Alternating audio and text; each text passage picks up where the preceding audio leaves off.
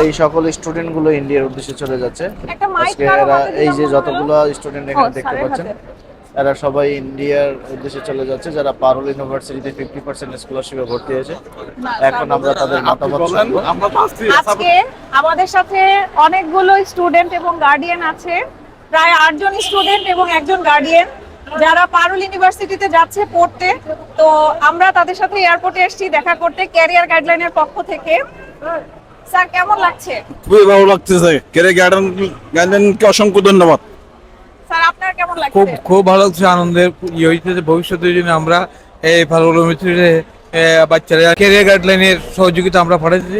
আমরা কাছে খুব খুব আনন্দ এবং এই আন্তরিকতার সহিত যারা সহযোগিতার মাধ্যমে আমরা তারা এই ইন্ডিয়া ক্যারিয়ার লাইনে পাঠাচ্ছি। ধন্যবাদ স্যার।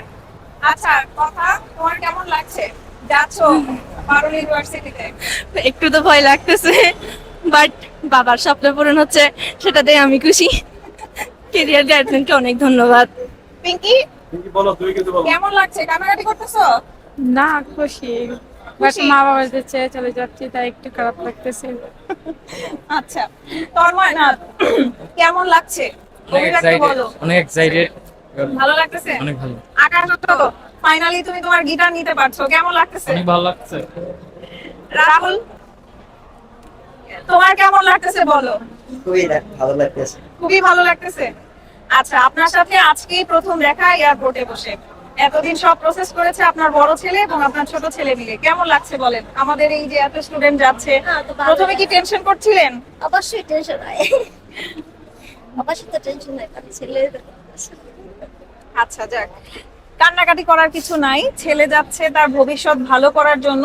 তো আশা করি অবশ্যই অবশ্যই অবশ্যই আপনারা কান্নাকাটি করলে ছেলে, ওরা তো বাচ্চা, ওদের মন খারাপ হয়ে যাবে, তো কান্নাকাটি করবেন না। আশা করি ওরা ভালোভাবে ওদের পড়াশোনা সম্পন্ন করে আপনাদের কাছে ফেরত আসবে।